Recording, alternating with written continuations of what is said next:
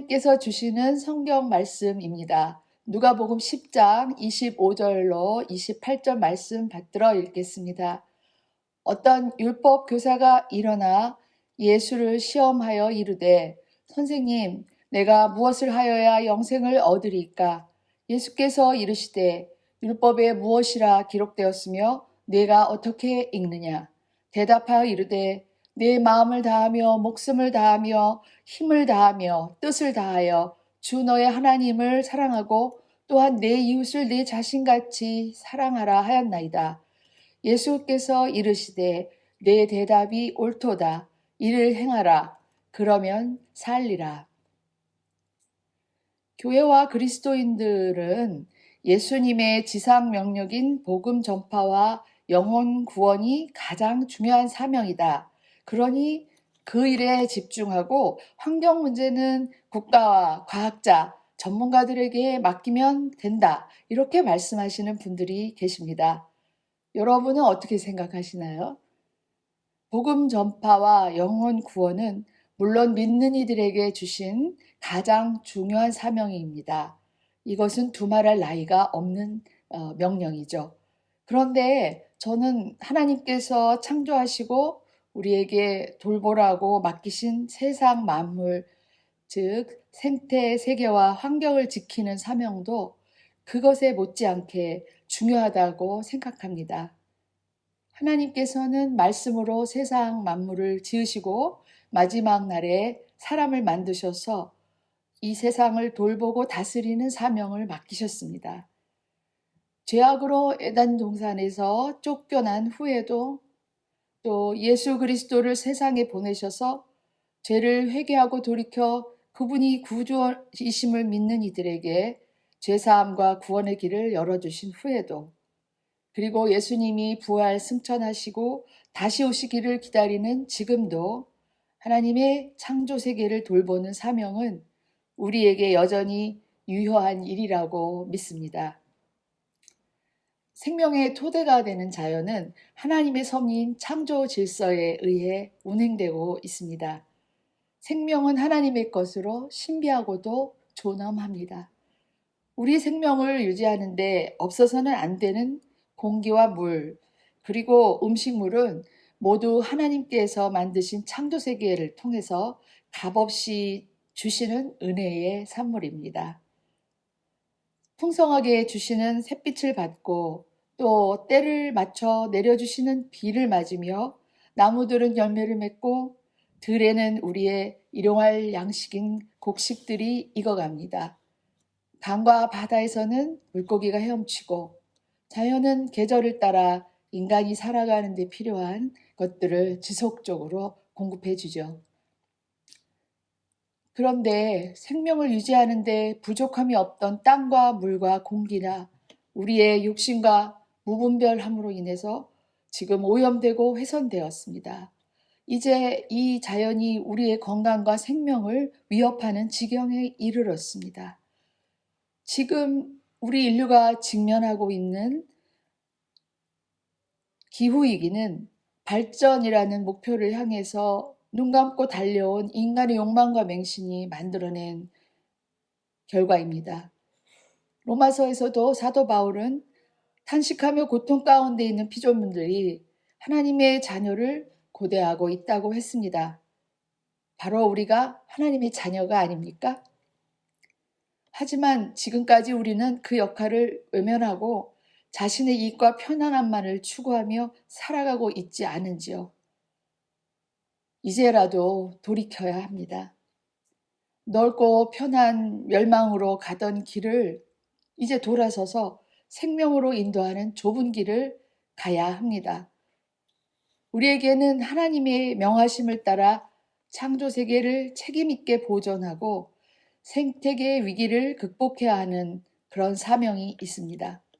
앞서 봉독해드린 누가복음 10장 27절 말씀에서 예수님은 내 이웃을 내 자신같이 사랑하라고 명하셨습니다. 하나님께서는 인간을 포함한 모든 피조물들과 그들이 살아가는 이 세상을 너무나 사랑하셔서 구원하시려고 독생자이신 예수를 세상에 보내주셨습니다. 나의 죄를 대신 지시고 십자가에 죽으신 그 예수님은 나의 이웃을 위해서도 십자가에서 죽으셨습니다. 그래서 예수께서 자기 생명을 내어주시기까지 사랑하신 우리의 이웃을 우리 자신처럼 사랑하라고 하신 것입니다. 그리스도의 복음을 이웃에게 전해서 구원의 길로 인도하는 것이 가장 확실한 이웃 사랑의 방법임은 분명하지요. 그런데 이 시대에는 예수님의 사랑으로 예수님의 이름으로 하나님의 창조세계인 생태환경을 지키고 보존하는 일도 그에 못지않게 중요한 이웃사랑 방법 중 하나입니다. 창조세계를 돌보는 사명을 우리에게 맡기신 것은 우리 자신들은 물론 우리의 이웃들이 다 함께 잘 살아갈 수 있도록 하신 하나님의 섭리이셨다는 것을 알 수 있습니다. 이 사명이야말로 이웃을 사랑하는 또 하나의 방법, 정말 중요한 우리에게 주신 사명인 것입니다. 닥쳐온 기후재앙으로 지구촌의 누군가는 복음을 들을 기회도 없이 죽어갔으며 또 다른 누군가는 삶의 터전과 사랑하는 가족을 잃고 고통을 당하고 있는 이때에 환경 문제와 또 기후 위기가 교회의 관심사이자 먼저 믿은 우리 그리스도인들의 관심사가 되어야 할 것입니다. 제가 속한 감리교단에서는 신앙 고백인 사도신경 외에 1930년 제1회 감리회 총회에서 채택된 사회신경이 있습니다. 이 사회신경의 첫 번째는 하나님의 창조와 생태계의 보존입니다. 생태적 환경 속에서 빛과 소금의 역할을 수행하는 것 역시 그리스도인들을 향한 하나님의 뜻임을 고백하는 신앙 고백입니다. 예수님께서 세상에 오셔서 행하신 핵심 사역은 생명을 살리고 평화를 만드시는 일이었습니다. 영혼을 원하시는 예수께서는 그분을 구원자여 주로 믿는 그리스도인들과 당신의 몸인 교회에 하나님 나라 실현을 위임하셨습니다. 지금 기후위기의 시대에 하나님께서 창조하시고 우리에게 맡기신 이 지구를 지켜내고 살리는 사명이 우리 그리스도인들에게 있습니다. 혹시 지구 생태 용량 초과의 날에 대해서 들어보셨나요? 한 해에 인류가 필요로 하는 생태 자원의 양이 그 해에 지구가 재생해낼 수 있는 양, 즉 지구의 생태 용량을 넘어서는 날을 말합니다. 올해는 그 날이 8월 2일이었다고 합니다.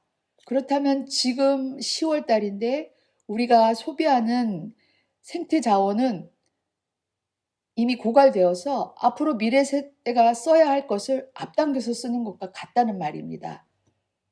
우리의 과도한 남획과 개발, 이산화탄소 배출 등으로 지구가 이미 재생할 수 있는 것보다 더 많은 생태적 자원을 소비하고 있습니다. 지금 전 세계적으로 진행되고 있는 현재 수준의 자원 소비를 모두 충당하려면 우리의 지구가 한 개하고도 0.7개가 더 있어야 한다고 합니다. 또 전 세계가 우리나라 한국 수준으로 자원을 소비한다면 그것을 충당하는 데는 무려 지구가 3.4개나 필요하다고 하죠. 그렇다면 우리나라는 다른 누군가의 지구를 빼앗아 쓰고 있는 것과 다름이 없습니다. 지금 내가 배출하고 있는 이산화탄소가 내 이웃들을 기후 약자로, 기후 난민으로 내모는 결과를 초래할 수 있다는 것이 바로 지금 현실입니다. 이제 우리는 오늘의 시대가 안고 있는 새로운 문제들을 앞에 놓고 우리 삶의 새로운 실천 원칙을 받아야 할 시점에 도달했습니다. 예수 그리스도를 구주로 믿는 우리는 우리에게 선한 의지를 주시는 하나님의 은혜를 힘입어 하나님께서 맡기신 창조세계를 돌봄으로 이웃 사랑을 실천해야 할 때입니다. 인류를 향한 하나님의 경고인 코로나19 팬데믹 시대를 지나고 있던 2021년 5월 20일에 한국교회의 9개 주요 교단과 또 YWC, YMC 등 5개 단체가 기후위기 극복을 위한 한국교회의 탄소 중립을 선언했습니다. 그동안 입으로만 말로만 하는 그런 이웃사랑이 아니라 앞으로 이제 실천하는 이웃사랑의 길을 가려고 합니다. 우리가 마음과 뜻을 모아 기도로, 말씀으로, 행동으로 창조세계의 돌봄에 함께 나서는 이웃사랑의 길을 같이 걸어가기를 바랍니다. 예수님께서는 말씀하셨습니다. 내 이웃을 내 자신과 같이 사랑하기를 행하라. 그러면 살리라. 함께 기도하겠습니다. 꽃 한 송이, 불 한 포기, 작은 새 한 마리도 솔로몬의 영광과 비교할 수 없이 아름답게 만드신 하나님을 찬양합니다. 이 땅에서 귀한 생명으로 풍성하게 살도록 축복해 주신 주님의 은혜에 감사드립니다.